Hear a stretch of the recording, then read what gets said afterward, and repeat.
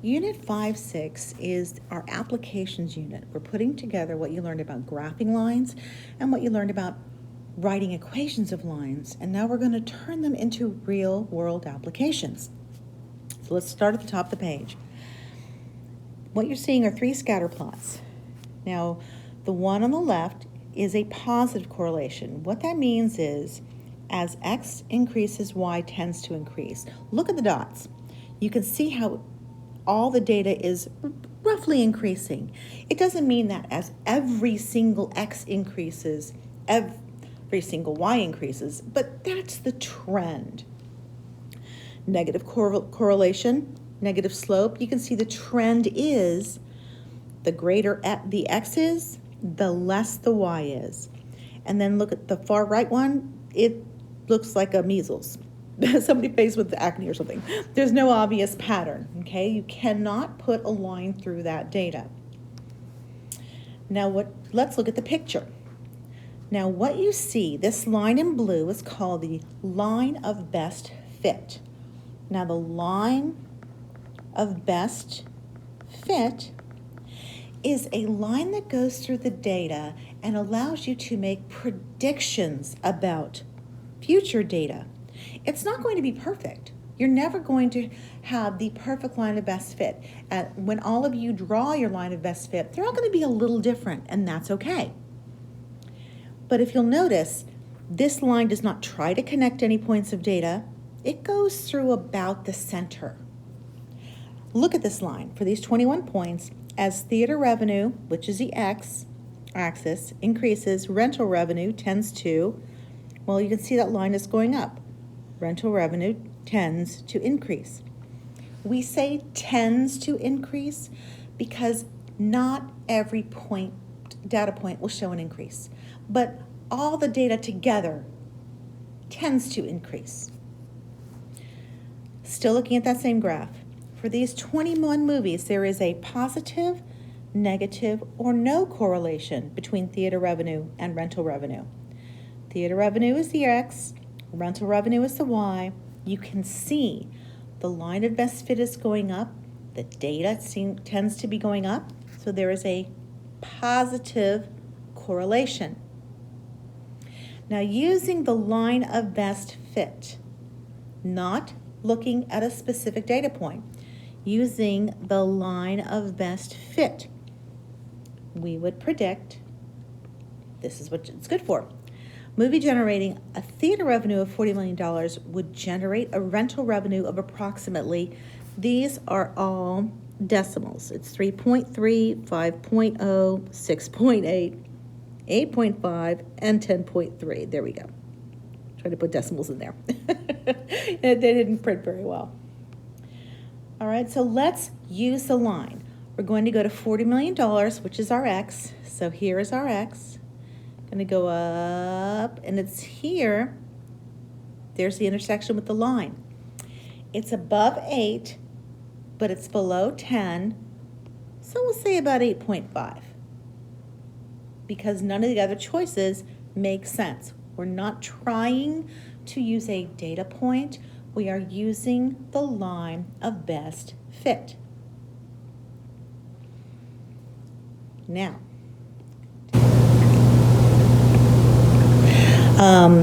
we're going to draw one. Here's the data points on a scatter plot. Another one that shows theater revenue and rental revenue.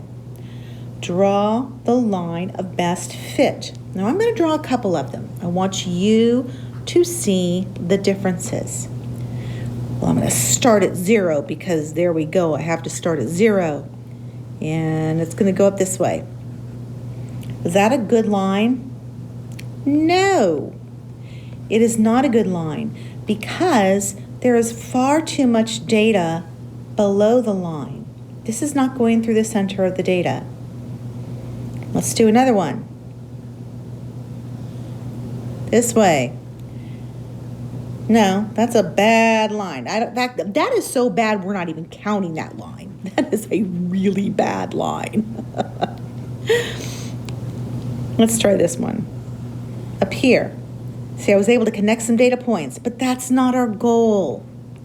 That is not a good line of best fit. Focus on the data. And that's a pretty good line.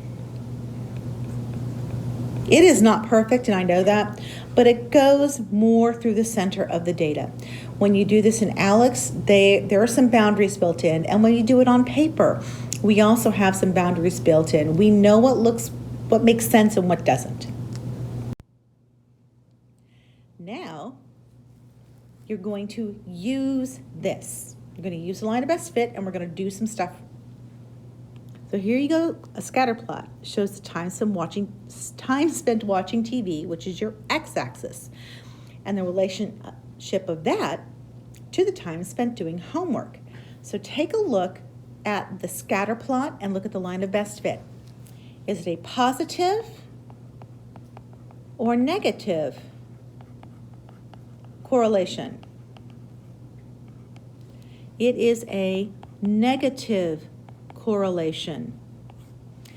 As the x increases, y decreases, a negative correlation.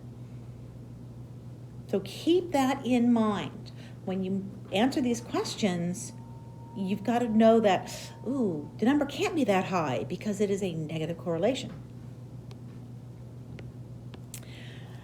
And here, this is where students make mistakes. We say, use the equation of the line of best fit. We give you the equation. We don't say, use a data point. We say, use the equation. So let's look. A, what's the predicted time spent doing homework for a student who doesn't spend any time watching TV? Now, I'm going to blow your mind a little bit with some old stuff. Y equals mx plus b. You learned this in Unit 5. You wrote it in Unit 6. Now you're going to actually use it in 5-6. If a student watches no time watching TV, that means x equals 0 because x is time spent watching TV. So if x equals 0, then the answer is the y-intercept, which is 26.04 hours doing homework. Because your x is 0, plug in x, and you have y equals negative 0.76 times 0 plus 26.04. 26.04 hours. And that's over a week, by the way, not in a day. Let's look at B.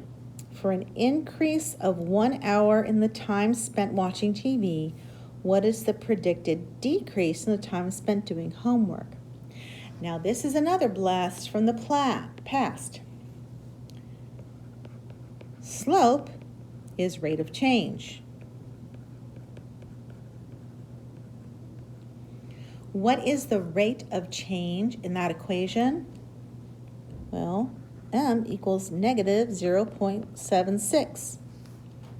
That means for every hour that watching TV increases, the time spent doing homework is reduced by 0.76. So what's the predicted decrease? It's the slope, 0.76. And we don't need a negative sign because we already know it's a decrease. The last thing we do is what the instructions say. We use the equation. Now the question is, what is the predicted time spent doing homework for a student who spends 18 hours watching TV? Here is our equation. Y equals negative 0.76x plus 26.04. Our x is 18, so we plug it in. Y equals negative 0.76 times 18 plus 26.04. Then we go ahead and multiply through. y equals negative 13.68 plus 26.04. Next step, y equals 12.36.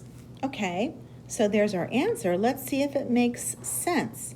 We're saying for somebody watches TV for 8 hours, they're going to do only about 12.36 hours of homework for the week. So I'm going to use a highlighter. Find 18. 18 is about here. And I'm going to look at the line, intersects the line at about there. And if you'll notice, as we go across, that's a little more than 12, so that makes sense. If we got an answer like 23.04, that would be totally wrong because that would be up here, yellow highlighter. Again, this is just a pretend answer. The yellow highlighter, and that is not on the line of best fit, not even near the line of best fit. So you can use a line of best fit to check your answers once you do the math. Don't use it to find your answer. Use the equation, as I'm going to highlight. Use the equation. We give it to you. Next page. Oh, that's it.